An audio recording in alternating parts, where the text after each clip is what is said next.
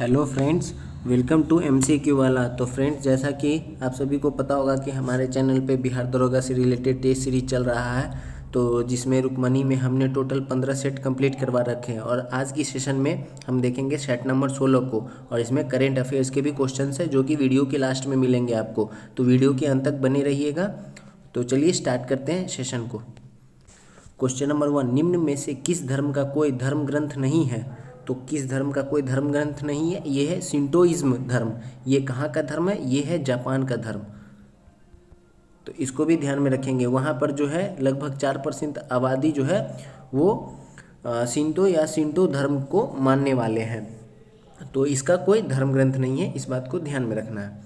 Question number 2, महारानी Victoria ने भारत की महारानी की उपाधि किस वर्ष धारण की थी? तो इन्होंने किया था 1877 में।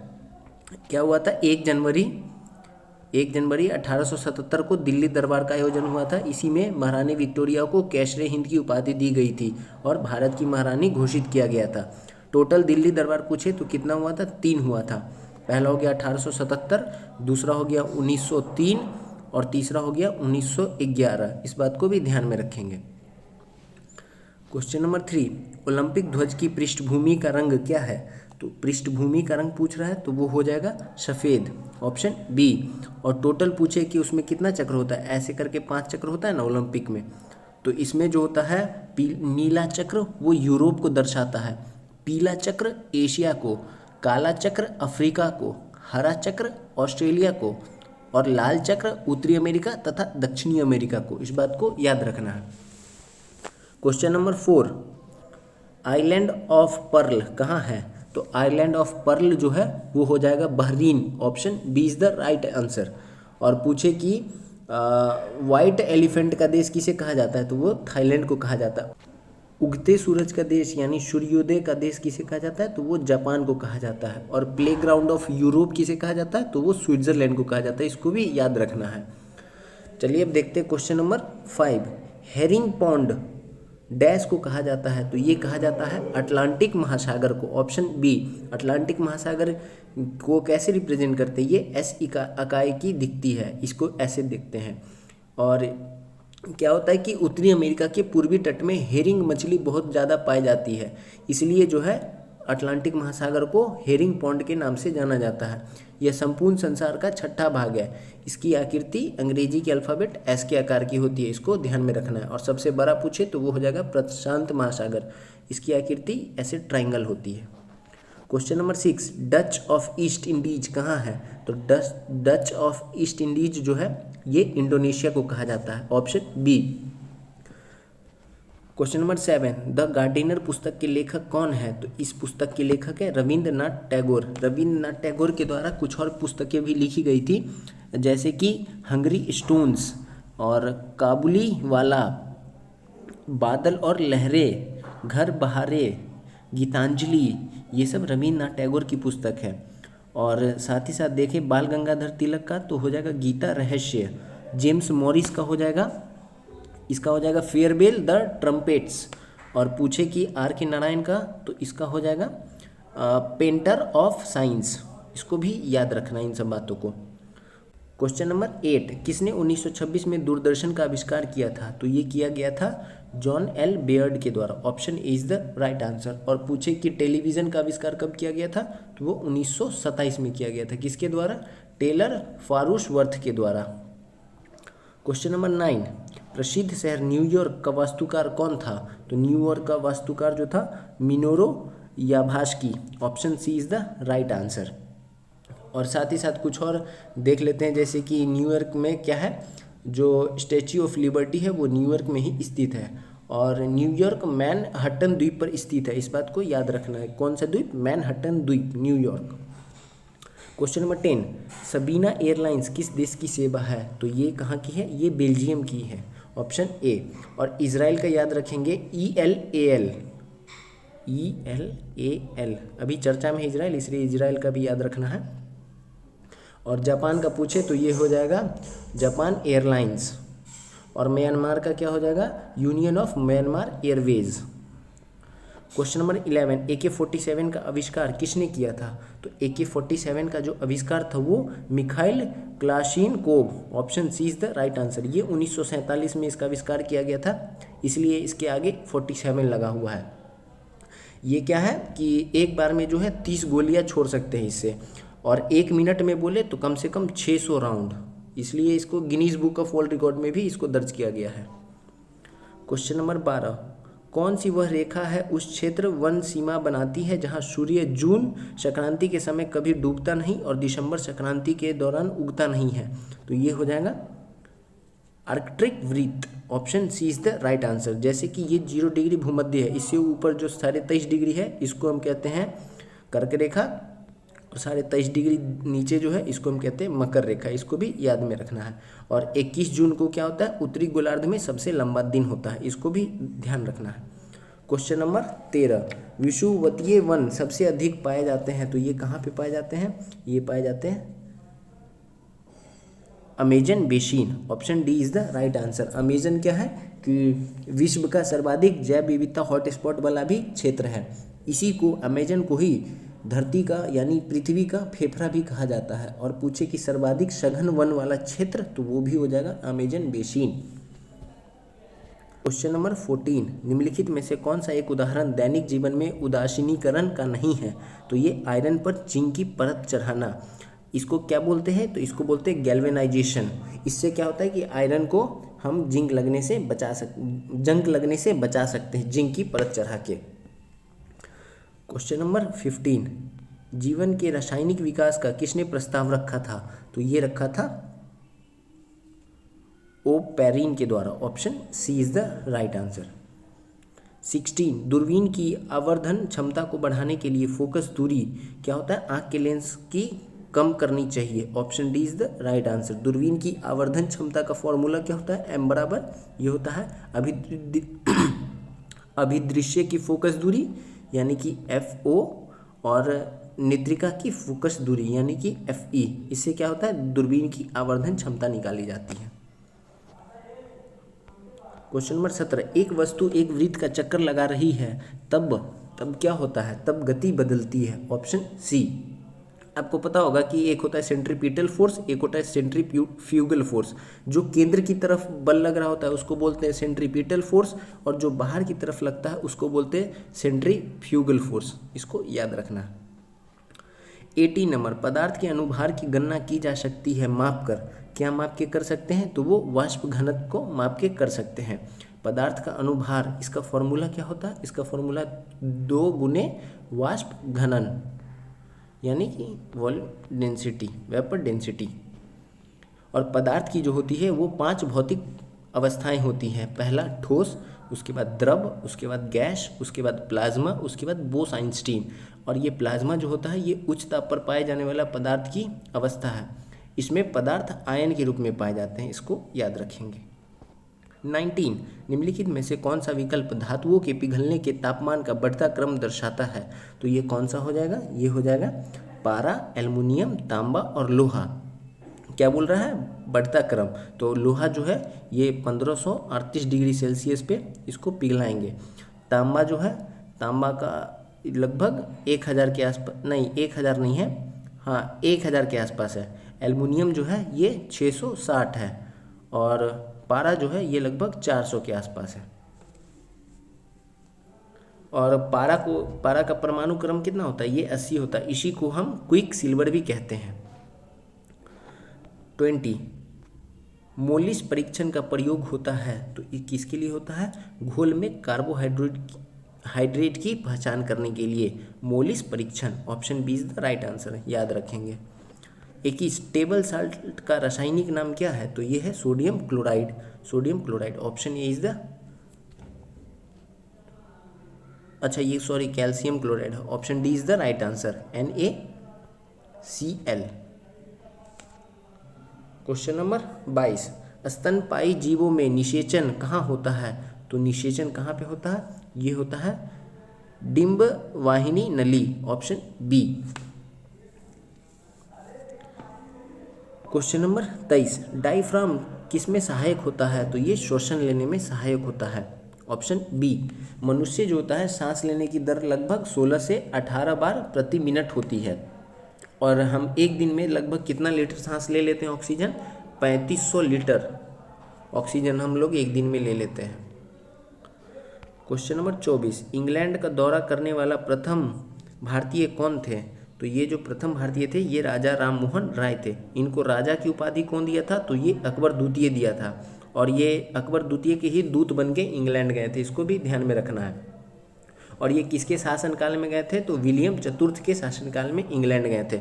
और पूछे कि इंग्लैंड की संसद में चुने जाने वाले पहले व्यक्ति, तो वो दादा भाई नौरोजी हो जाएंगे। इन्हें हाउस ऑफ कॉमन्स में प्रतिनिधित्व करने का मौका मिला था। क्वेश्चन नंबर 25, भारत में डाक दिवस कब मनाया जाता है? तो ये मनाया जाता है 9 अक्टूबर, ऑप्शन ए। और नेशनल मेरी टाइम्स दिवस कब मनाया जाता है? तो ये मनाया जाता है 5 अप्रैल को। राष्ट्रीय खेल दिवस कब मनाया जाता है? तो 29 अगस्त को।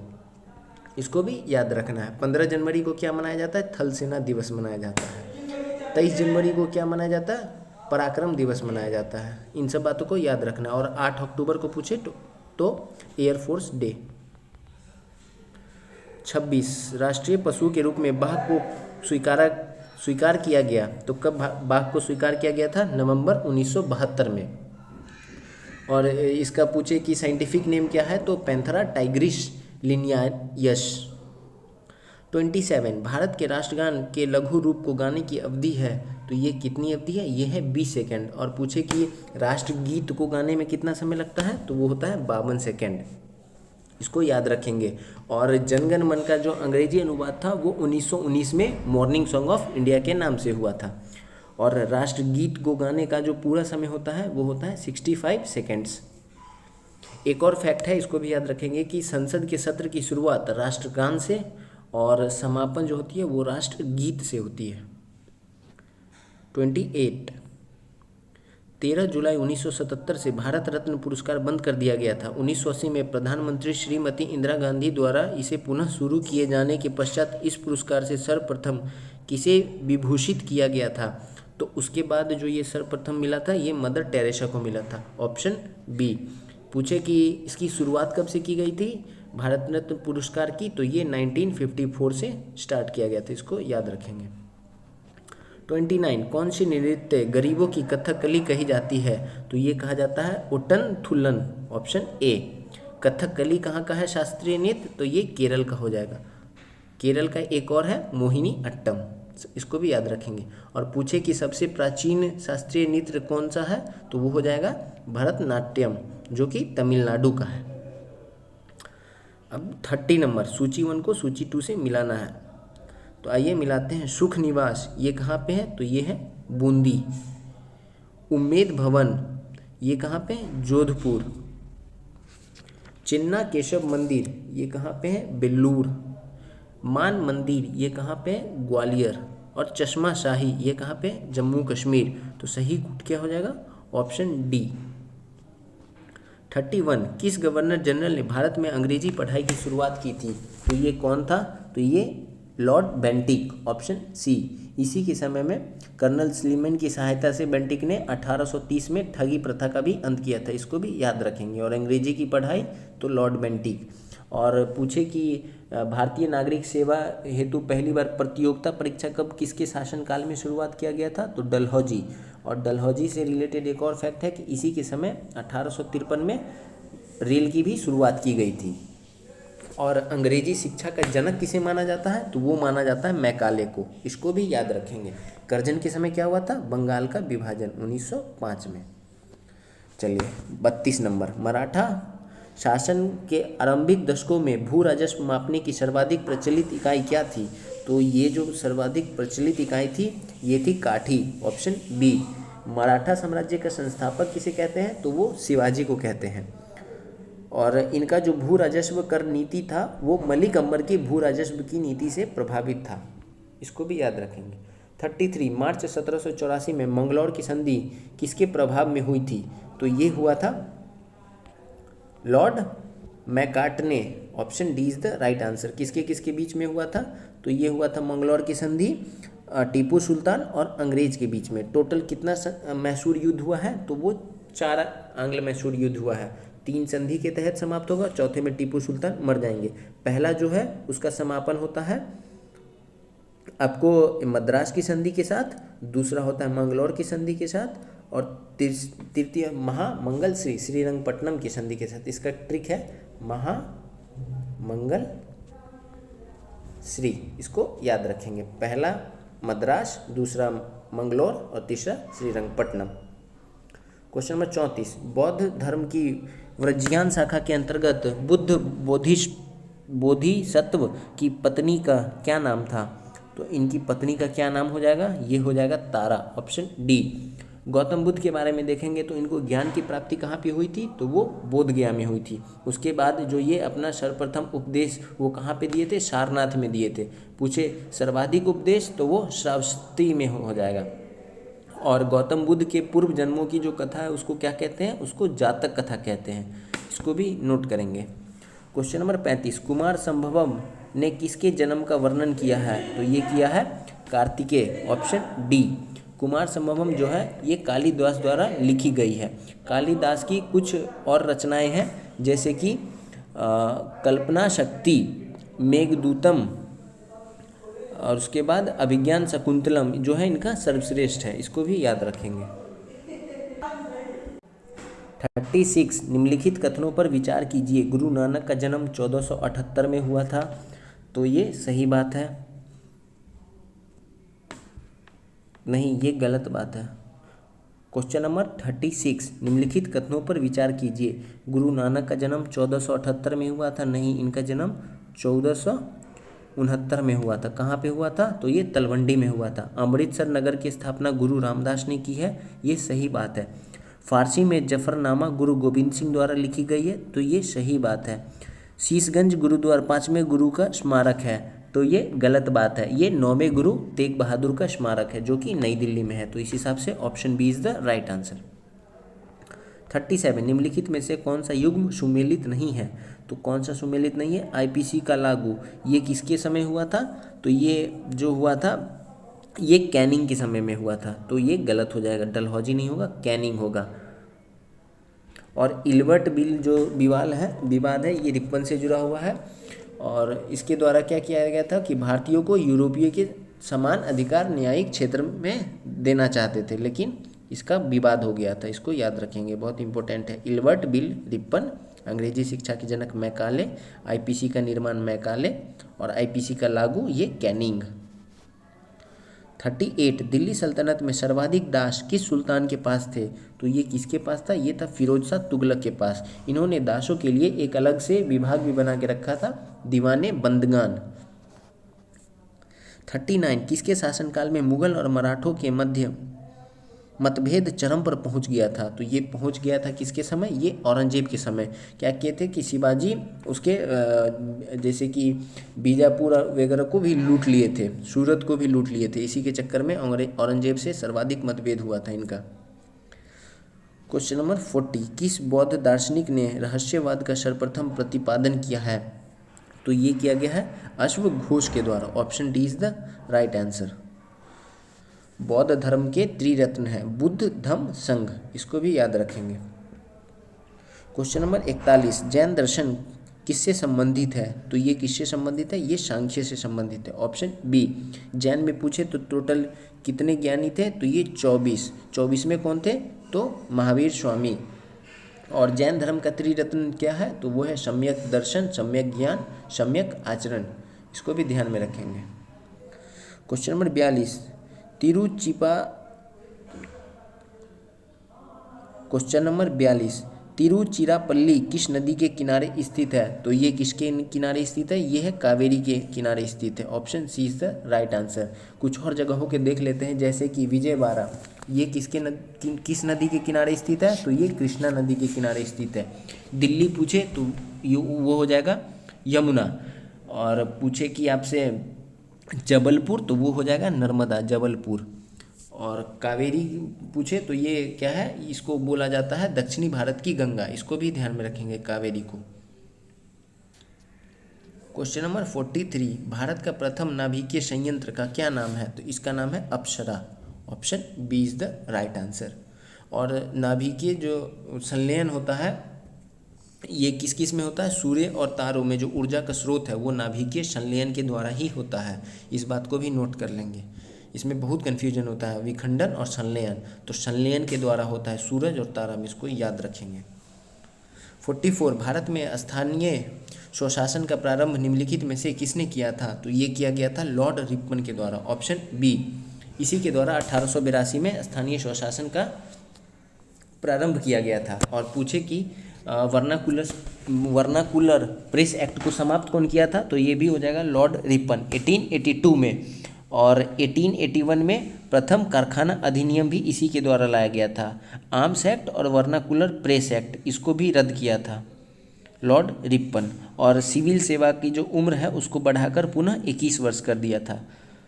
एक और फैक्ट है कि शैक्षणिक सुधारों के लिए रिपन ने विलियम हंटर की अध्यक्षता में एक आयोग का भी गठन किया था।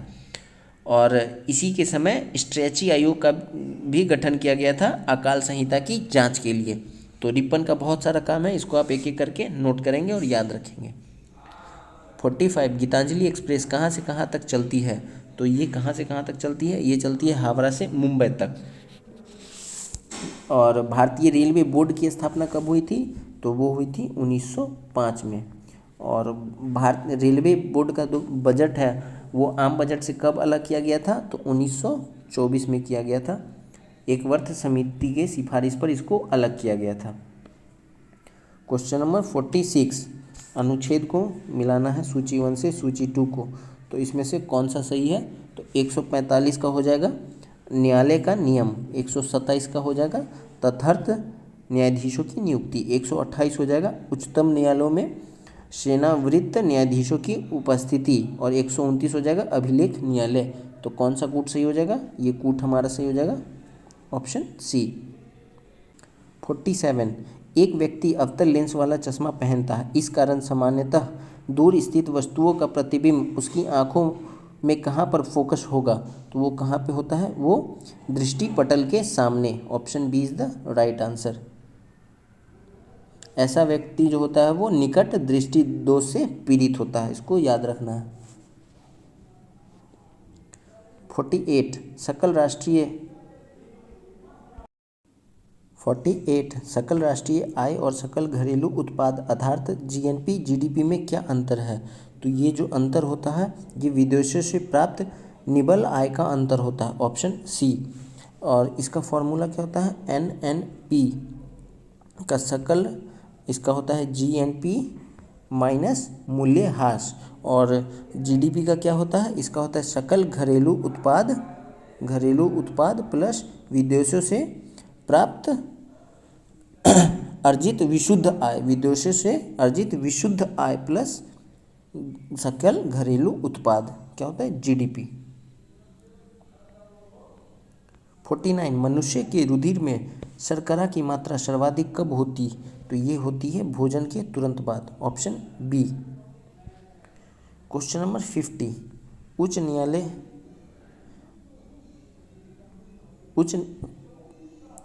क्वेश्चन नंबर 50 उच्च न्यायालय के न्यायाधीश के पद पर नियुक्त होने वाली पहली महिला कौन है?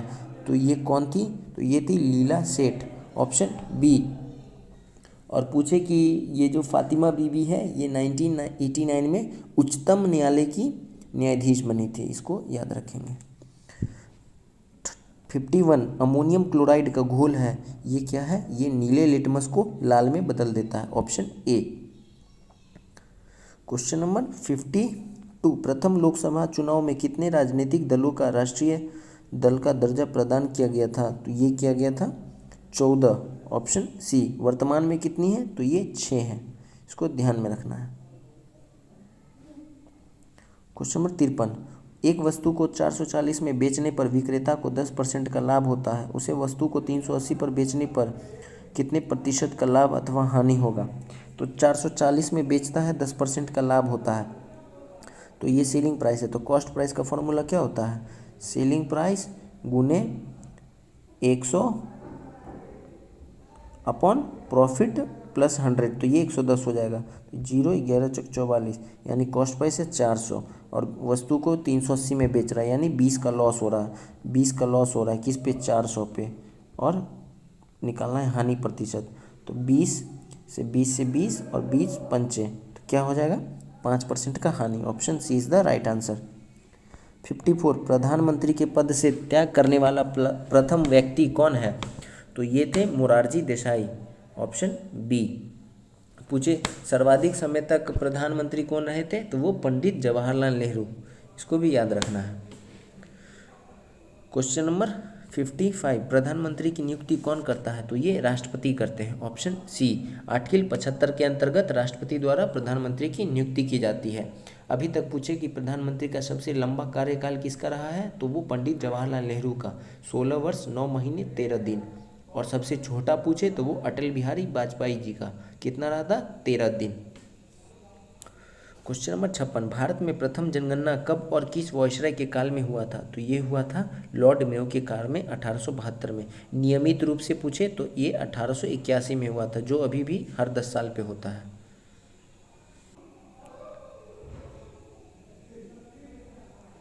57 स्वराज की गंध से डैश मेरे नथुने फटने लगे हैं, यह कथन किसका है? तो ये कथन है Mahatma Gandhi. Option C is the right answer. इनका एक दो और कथन है, जैसे कि हे राम करो या मरो। स्वामी विवेकानंद का क्या है? वेदों की ओर लौटो। मंगल पांडे का था मारो फिरंगी को। विनोबा भावे का था जय जगत। भगत सिंह का था साम्राज्यवाद का नाश हो। जवाहरलाल नेहरू आराम हराम है। इन सबको याद रखिएगा। 58 सुभाष चंद्र बोस का कब भारतीय राष्ट्रीय कांग्रेस के सभापति के रूप में निर्वाचन हुआ था? तो ये कब पे हुआ था? ये हरिपुरा अधिवेशन में हुआ था।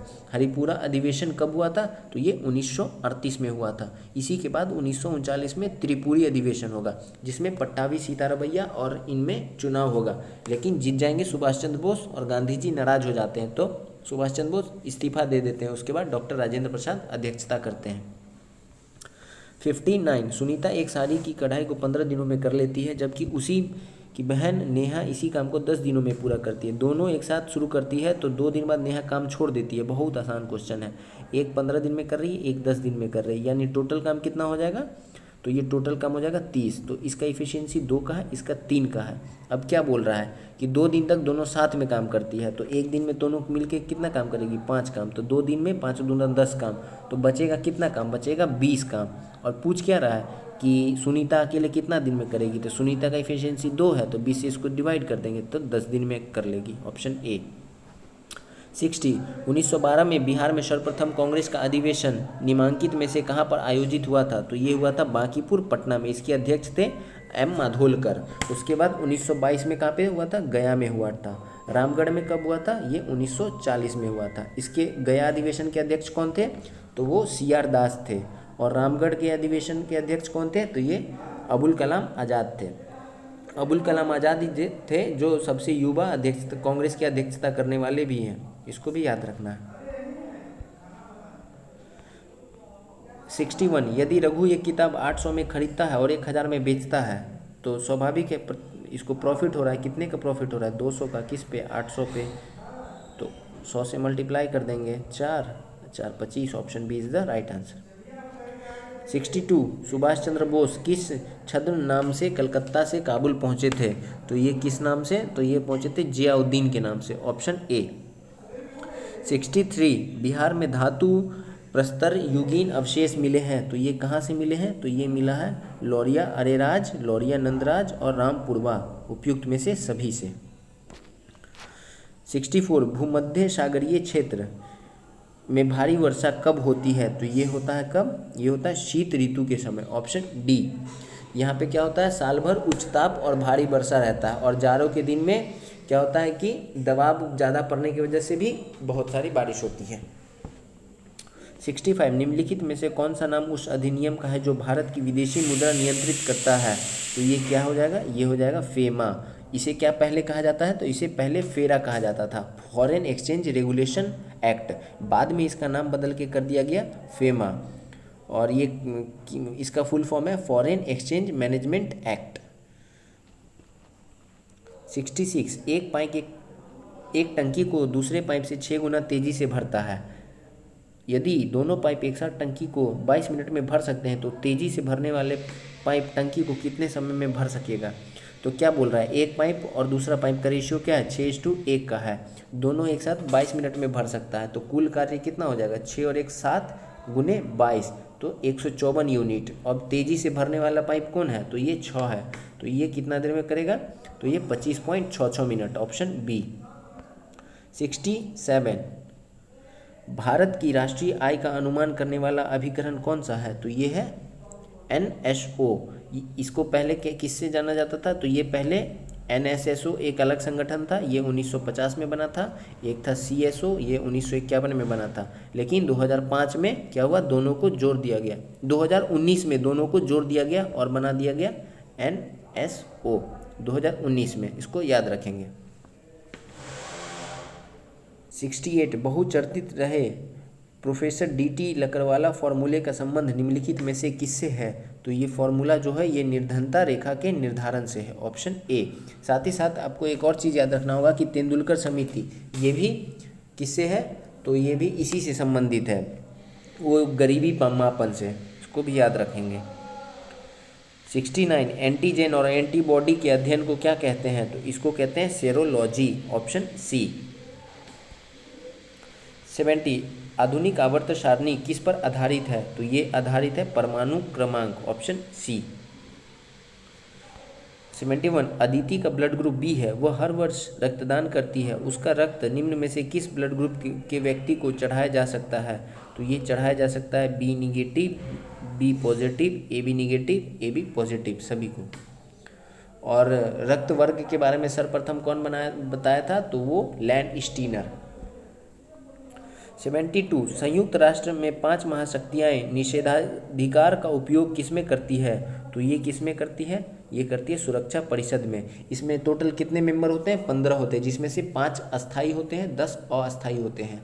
5 अस्थाई में कौन आते हैं, तो वो आते हैं रूस, ब्रिटेन, फ्रांस, चीन और अमेरिका। इन्हीं के पास वीटो पावर भी होता है। और सर्वप्रथम वीटो का प्रयोग अमेरिका के द्वारा कब किया गया था, 1970 में किया गया था, इसको भी याद रखेंगे। 73, एक पुस्तक को 25.65 में बेचने पर एक व्यापारी को 5% की हानि होती है, यदि वह इसे 31.05 पर बेचे तो उसका लाभ प्रतिशत या हानि प्रतिशत क्या होगा, तो क्या बोल रहा है कि 25.65 पे बेचने पर 5% की हानि होती है, यानी कि इसको अगर सिंपलेस्ट फॉर्म में करेंगे तो ये 95 का मान दिया हुआ है, और क्या बोला 31.06 पे बेचने में, तो क्या हो जाएगा 95, क्या हो जाएगा 95/25.65 गुने 31.05, तो ये कितना हो जाएगा, ये 115। तो ये हमारा मूल क्या होता है, मूल होता है 100, और इससे ये ज़्यादा आई है, यानी कि लाभ हो रहा है 15% का।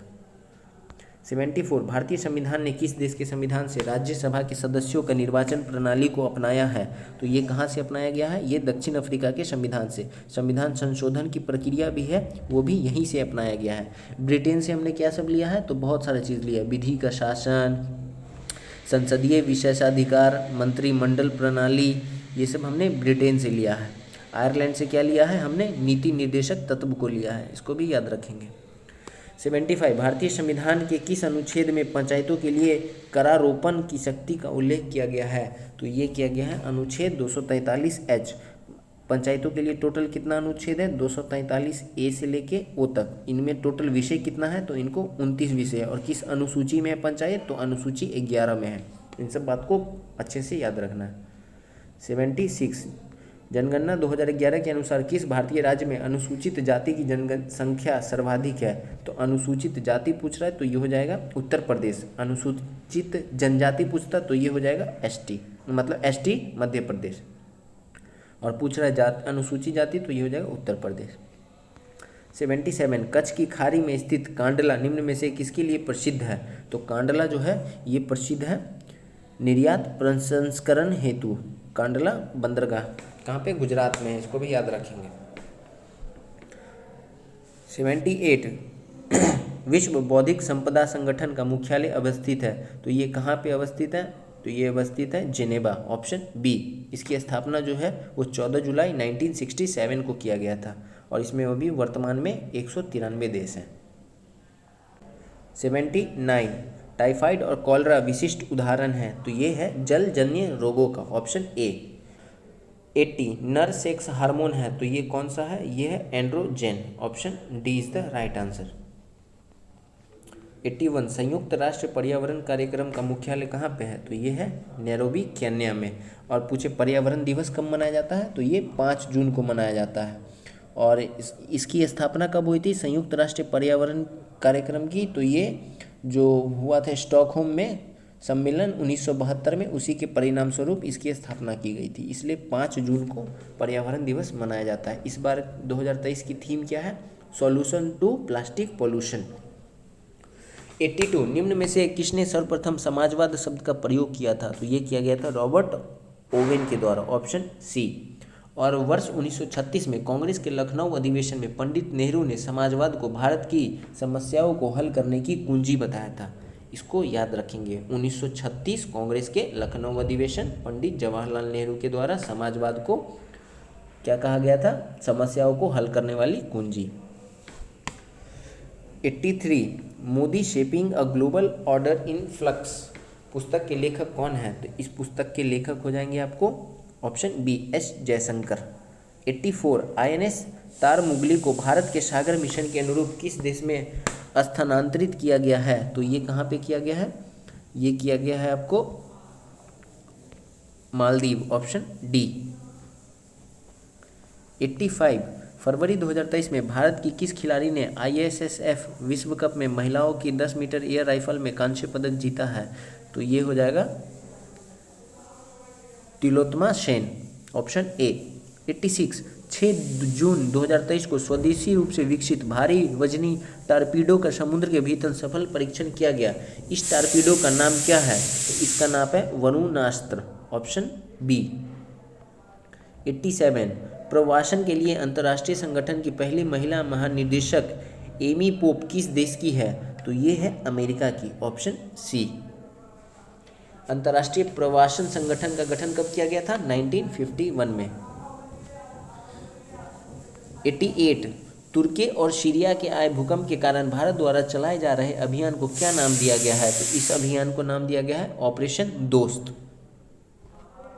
89 मई 2023 में प्रथम चीन मध्य एशिया शिखर सम्मेलन की मेजबानी किस देश ने की है? तो इसकी मेजबानी जो है वो चाइना के द्वारा किया गया है। Option B is the right answer. 90 जून 2023 में 21वीं सदी की आर्थिक साझेदारी हेतु अटलांटिक घोषणा किन देशों द्वारा की गई है? तो ये किन देशों द्वारा किया गया है? तो ये किया गया है अमेरिका व यूके के द्वारा। 91 भारत और किस देश के बीच स्थित डॉकी लैंडपोर्ट का उद्घाटन मई 2023 में किया गया है? तो ये है बांग्लादेश में। Option A. 92 किस देश ने जून 2023 में शारीरिक संबंध हेतु सहमति की आयु को बढ़ाकर 16 वर्ष कर दिया गया है? तो ये किया है जापान के द्वारा। Option A is the right answer. 93 जून 2023 में स्पेस एक्स ने किस देश के सत्रिया 1 नामक उपग्रह को लॉन्च किया है? तो ये किया है Indonesia. Option D is the right answer. 94 फरवरी 2023 में गूगल ने किस नाम से AI संचालित चैटबॉट लॉन्च किया है? तो ये किया है Bard. Option C. 95 ATD best awards 2023 किस कंपनी ने जीता है? तो ये जीता है NTPC। 96 किस देश के तेज गेंदबाज वहाब रियाज ने अंतर्राष्ट्रीय क्रिकेट से संन्यास ले लिया? तो ये पाकिस्तान। 97 भारत ने किस देश के साथ मिलकर net zero innovation virtual centre launch किया है? तो ये भारत और यूके ने मिलकर net zero innovation virtual centre launch किया है। 98 ACC महिला T20 emerging player Asia cup 2023 किसने जीता है? तो ये जीता है भारत ए ने। Option B is the right answer.